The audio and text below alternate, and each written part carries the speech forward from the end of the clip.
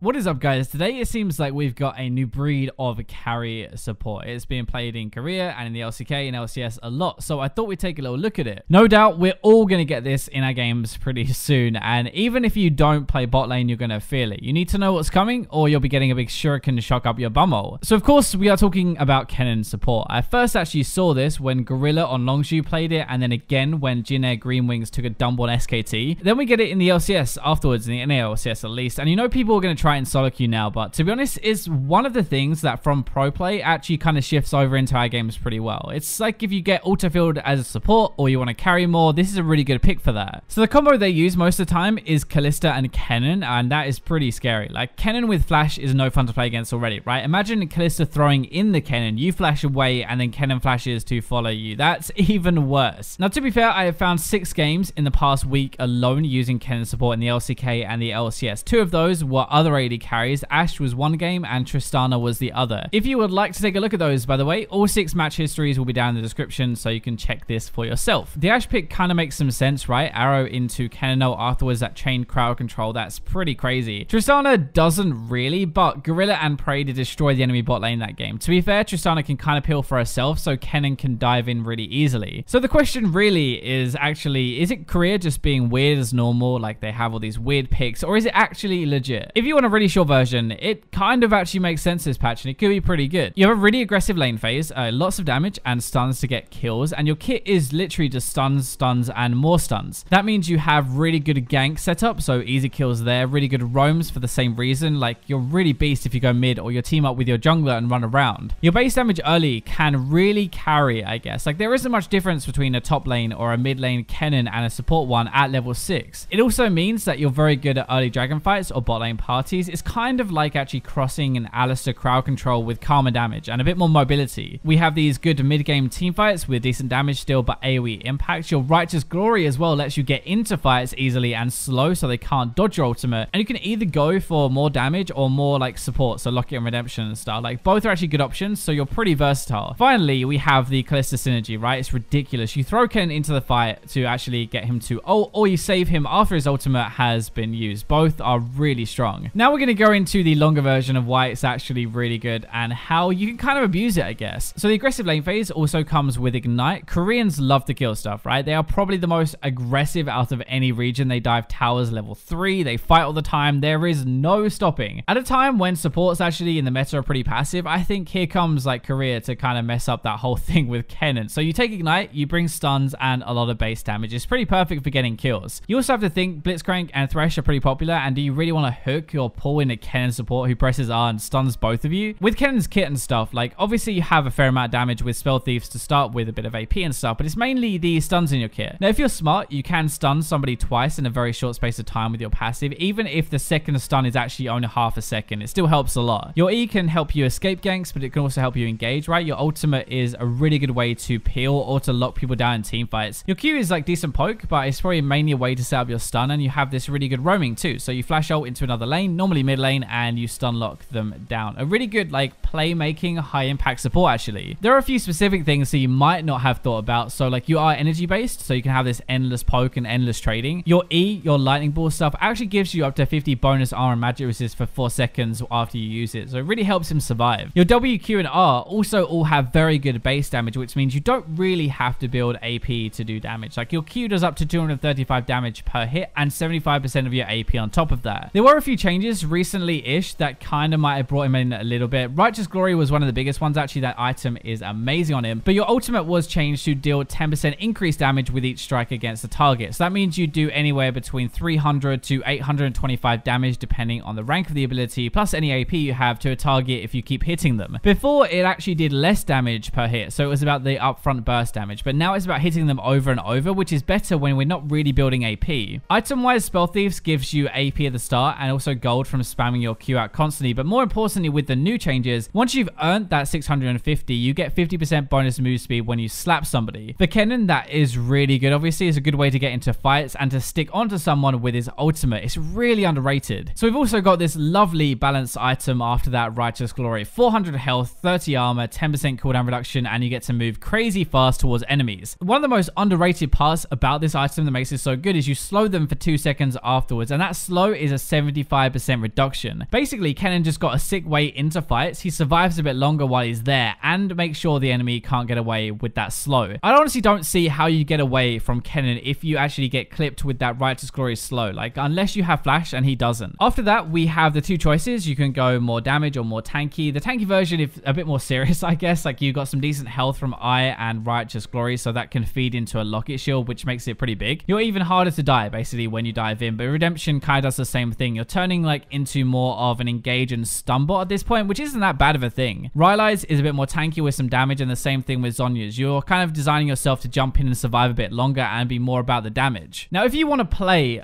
support Kennen, then the mastery page is Thunderlord. So almost everybody goes 12-18. A Snowflower from Jin Air, who beat SKT, goes actually 0-18-12 with Fearless instead. The Korean ones are more about damage. So they go attack speed, stacking the W stun in the Frosty Tree, and double-edged sword. They also go Green Father's Gift, which means you step into a brush and the next ability auto attack does 3% current health damage. So Kennen can use his Q over and over to proc that damage. North American ones who played it in the LCS go Sorcery, so more about that Q poke, Battle Trance to take less damage overall, and they also take Bandit to get more passive gold. Basically, the Korean ones kill stuff to get gold, and the NA ones tend to poke a bit more and sit back, I guess. Runes are also very weird, actually. The most common is Magic Pen Reds, Health Yellows, AP Blues, 2 Armor Quints, and 1 AP. That isn't that weird, I guess, but like everybody does something a bit different. So Reds can be swapped for Mixed Penetration, Yellows can be swapped for Armor, Quints AP could be swapped for Attack Speed. Gorilla actually takes the weirdest set though. He takes Magic Pen Reds, Armor Yellows, kind of normal, then 5 Magic Resist and 4 AP Blues, 1 Attack Speed, 1 Armor, and 1 AP Quint. So the reason everybody's playing this with Kalista at the moment is because the synergy is really good. They both do basically the same thing. In the lane phase, you're both very aggressive picks, which is awesome. You both really want to fight to get a lead, I guess. The Stunlock from Kennen gives Kalista a lot of time to stack up a rend and actually kill stuff, which can be really deadly. Kennen also wants to auto attack to get his W off, right? And that is going to proc Kalista's W damage, where for some supports it's kind of hard to proc that damage. It's actually a lot, and for Kennen it's really easy. That's just like the aggressive side of things, but Kennen's song actually can often give time for Kalista to kite and get some space, which can be the difference maker actually, because if you get locked down, you're kind of screwed. But if you get a little bit of distance, you can often just kite the fight. The ultimate synergy is very obvious, right? Throwing Kennen into a fight. Who wouldn't want to throw Kennen in with his massive AoE ultimate? The less obvious is you can actually pull him out once he has stunned. So he dives in, stuns everybody with his ultimate, the ultimate runs out, then you pick him up and bring him out of danger. In teamfights, Kennen is designed to either peel for the AD carry, which is actually pretty good with his stuns, or dive in to kind of engage. Kalista's ultimate gives Kennen just another way to survive and even more crowd control with another knockup. That is pretty much all you need to know about the new Kennen support that everybody is playing at the moment. I actually think it could be a good solo queue pick. It's quite a good carry pick, has a lot of damage, a lot of crowd control, so you could get a lot of kills. Let me know how it goes if you do decide to play it. Thank you very much for watching the video, but for now, I'll leave you with the robots.